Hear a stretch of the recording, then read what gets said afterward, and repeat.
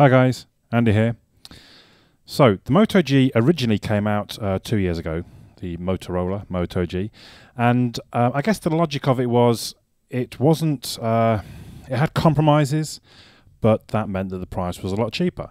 Now the original, the first gen, I thought was actually an amazing device for the money. Very quickly the prices came down under £100. I ended up buying three, one for myself and two for family members. The second generation came out a year ago. Or while it was still a good phone, I just wasn't as impressed. It didn't feel quite as slick. It had a better camera. I didn't feel the screen was as good. So I actually kept my first gen. Then all the news I was hearing about the third gen was generally very positive, and it sounded like Motorola had hit it out of the park again. So I was very keen to try the third gen. I got this one from clove.co.uk, where you can pick them up for, I think it's about £158, unless it's changed in the last week or so, which is one of the better prices I think you can find SIM-free in the UK. So I do recommend you go and check out clove.co.uk. So let's look at the design of the device first of all. It's one thing you notice straight away, it's got a better feel to it. It's quite a premium feel. There's an interestingly textured back. It kind of gives me little goosebumps as I run my fingers over it. So it's got a textured back, but it's got the sort of a metallic round edge going all the way around. It's very much like the Nexus 6 design, but in a slightly smaller version. I guess the Moto X, I've never actually owned a Moto X just yet. It's also IPX7 waterproof, which is odd considering that the back comes off like that. You can see the SIM card. It's a micro SIM, it's worth pointing out now, not a nano SIM, but actually it goes in very easily with an adapter because you can just kind of lay it flat on almost like a runway to slide it in. So I didn't find that too much of a problem.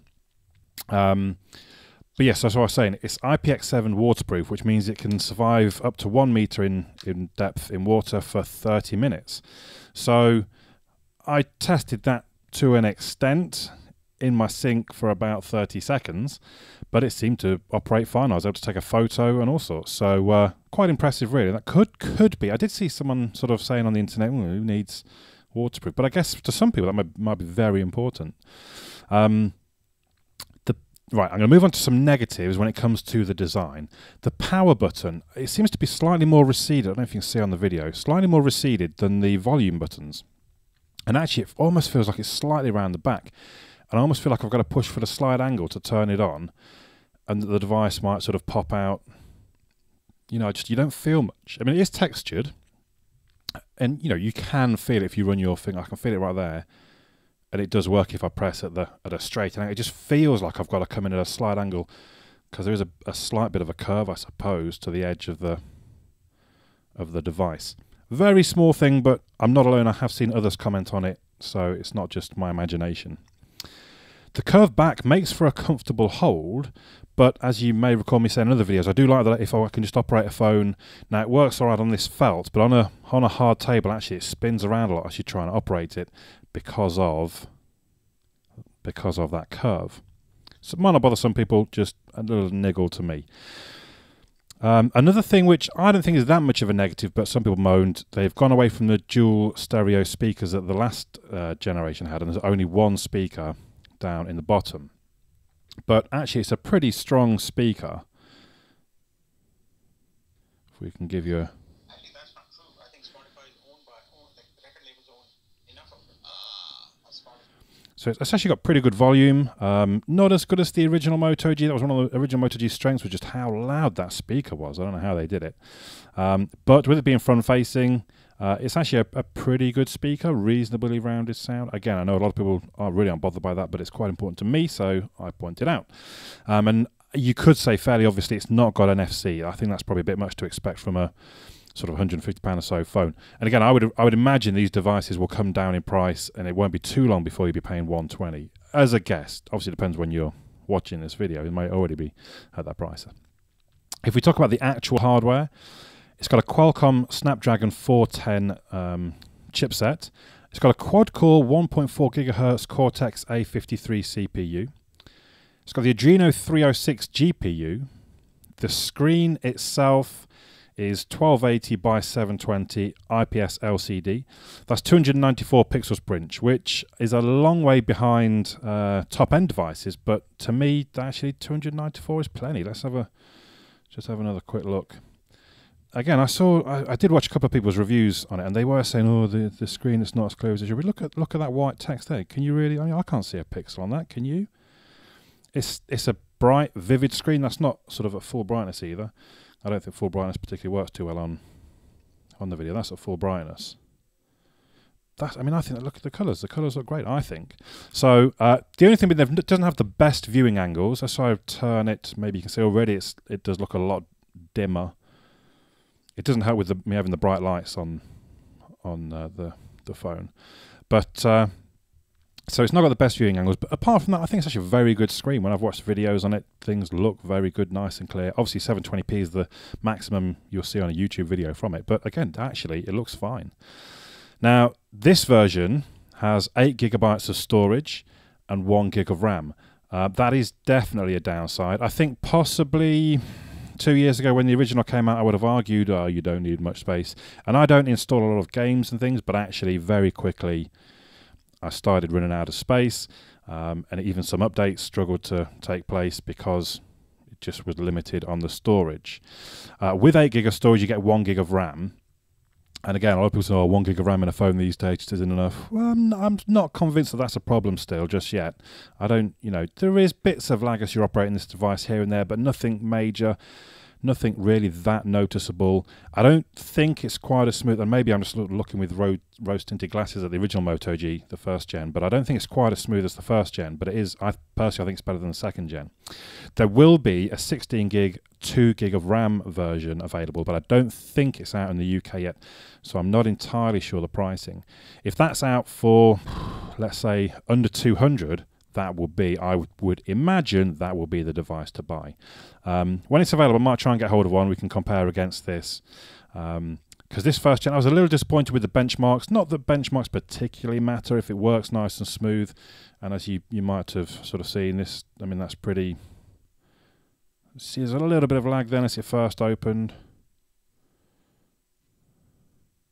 And I sometimes, you see a little bit of lag in that widget. But I think, personally, I think generally that's very, very smooth. As I mentioned, it does have an SD card slot, and you can move some apps to the SD card slot. In fact, when you first put the SD card in, it asks you, do you want to move a load of stuff? And you go, yes, please, and it shifts it all over. So I've actually got a 128 gig card in there. It does still run out of storage space, but there's obviously apps that help you clean the cache, and there are things you can do to prolong it. But definitely go for the 16 gig if that's an option for sort of 190. So then we move on to the camera. Now, this definitely was the one thing that let down the original Moto G. The camera was pretty awful. In the third gen, I'm sure I've read it's the same camera as the Nexus 6. Now, I realised it might be a different processor, so you won't necessarily get quite as good results, but actually, it's really quite impressive, I think. I think I've taken some very good photos with it. Helped if you're in like very strong bright daylight, but generally good pictures. So the primary camera is 30 megapixels with a dual LED flash, as you can see there. The front-facing camera is 5 megapixels, pretty good camera as well. Generally, I think it's got quite a fast shutter release. I do like, let me show you here. I do like the gestures. So double twitch of the wrist and it opens the camera, and then can you see, I'm going to try and take a picture of... That's a pretty quick shutter release. You just tap the screen to take a photo. There's no actual shutter release button. You literally just tap it. That was a bit slower, to be fair. And obviously you've got a video button in the corner that you tap to start recording. You have the switch to front-facing camera there, or you can give it another double flick of the wrist. Oh, I broke it. There we go. I've not had that problem before. That's kind of weird. It's been very reliable in the past, and it is quite handy sometimes when you try and operate it one-handed and you want to, be able to just flick your wrist like that. So we bring the menus in from the side, because at first I'm thinking, well, if tapping the screen takes a photo. How do I tap to focus? And actually we've got an option just here, look. Control focus and exposure on. So if I tap in a certain, well, I can drag where it's focusing on and where it's taking its exposure from. Oh, sorry, I should have dragged rather than tapped. Do you see how that's changing as I move it around? And then you can slide the exposure. So I really like that. There should be more cameras that make it that easy to adjust the exposure. So that's I think that's a pretty good feature. Something else I did notice in my use was actually I can use my wristwatch to take pictures or to see the picture afterwards. So let's just, oh look, it's not, I think maybe it's just come a little restricted trying to do this in front of the camera. So on my watch, take a photo. So it's ready now and I'm going to tap it and it's going to count down from 3. There we go. And reasonably quickly, I think, actually I didn't notice how long, there we go. There's the actual photo appeared on my watch. Now, I've not seen that on my Nexus 6. Maybe I've got something set up wrong, but that was the first time using this Moto G that I'd seen that. So Motorola, I think they do actually put in some bits and pieces that, you know, we talk about bloat and we don't like, you know, we want the pure Android, but a lot of Motorola's options tend to be quite good. And I think actually quite often they end up in Android. So maybe some of those things will appear soon. As far as the video, generally pretty good. Visibility was quite good in low light, but it's like a weird blue haze that it's sort of, I don't know, maybe it tries too hard. So all around, quite an impressive camera, I would say. If we move on to software, we're actually running version 5.1.1, as you can see there. That's the build number at the time of recording, which might help you. Motorola have got themselves quite a good reputation actually as far as software updates. I know with my Moto G, I was amazed how quickly the what was it, Lollipop, I think? I can't remember which update it was. I seem to have got it on there before I got it on my Nexus. So Motorola have a very, obviously with it being a very stock Android look, it helps them get out the updates very quickly. I quite like the ambient display feature. I don't know if we'll be able to... No. There, oh, there it's come. So obviously I've actually not got any notification at this point, but if you have a notification, you see the notification icons across there, and you can either tap and slide up on the notification to go straight into that app, or even if it's, let's say it's an email and the little email and you hold on it, you see some information at the top of the contents of the email. Obviously if we power on, we go straight to the lock screen, or the lock screen. One thing I did notice, it's only another small moan, but again, we'll see if we can replicate it. The ambient mode, I swipe down to unlock. It's not good. There it is. So I swipe down to unlock. Android screen lock, I swipe up to unlock. There were a couple of times I thought I was doing one and it wasn't. And it's only a very minor niggle, but I feel like they should have been going the same way. Anyway, so we get obviously things like Moto Care, which has remote ring, lock, locate, and wipe your device. So why not? I mean, I think you can do that through Android anyway. I mentioned already when you put the SD card in, it offers to copy the files over for you. That was quite good. It does suggest that only 32 gig is supported, but as I mentioned, I've actually got 128 gig in here. I've not obviously filled it up, so I couldn't necessarily say that it will work properly for everything. You do have the migrate feature if you want to move from one Motorola to another. So actually most of their bits and pieces are quite handy. I particularly like as well, let me show you. I think I do with the screen off. I give it a karate chop. Oh, it did it, yep. You see that, and the camera came on. Off. On. I think that's really handy. You can just pull that out, cha-ching, and you've got your torch. It's a pain when you have to, where's that torch up? Just give it the old karate chop, and there it is. So, we move on to the battery. It's got a 2,470 milliamp hour non-removable battery in here. There's no quick charge, and there's no wireless charging. So, obviously that, I don't know if they're deal breakers for anybody these days, but both of them can be very, very handy. Either one or the other even, I suppose, and it doesn't have either. Not a massive problem for me, and generally, especially as the battery life seems very good. I think yesterday as I got home, I finished quite a long day, and it was at about 60%. It's been a relatively long morning. I've been to the gym. I'm at 69 at 12:28. I think I came off charge at about 5:30. I woke up crazy early this morning. Oh, pressed the wrong. There we go. Oh, I think I did pop it on. I plugged it in just to show the battery icon. Actually, when you plug this device in, when it's turned off, you do get kind of a little battery icon showing the percentage. I like that sort of feature. That's becoming more common in phones these days, and actually I find it very handy. If a device is off, plug in, it will tell you percentage, and you can see it as it charges. So I think that's why I plugged it in just before 9. But basically, I've been off charge since 5:30. What's that? 7 hours. And we're down to 69%, and it thinks it would go right the way through to 3 a.m. And like I say, I've actually had a fairly heavy morning because I've been at the gym, so I actually didn't use it as much in the gym as I normally do, to be fair. I wasn't listening to music, so I was with somebody else. But yeah, definitely yesterday I think I got to the end of the day, full day, and I was at 60% still at 11 o'clock, 11:30. It does seem to have, and again, the original Moto G, the battery was one of its strengths. I mean, it could go 2 days without any problems at all. I've not tried this, but I think I did go about 30 hours on this without too many problems. I think I still about 30% left. So it's not quite as good as the original, perhaps, but one of the benefits to only having the 720p screen, actually the battery is going to last a lot longer. In my battery test, which is about kind of screen on time, playing video, high brightness, low brightness, it finished with 88%, which was that's the same as the Nexus 6. So the Nexus 6 obviously has a much bigger battery, but a much bigger screen. So it scored reasonably well, not the best. I forget if my Note 4 was the best with 90, and then other devices like the Nexus 5 were down at 84, or maybe it's even 82. So it's a good battery. It's not amazing, although I've only used it for a week.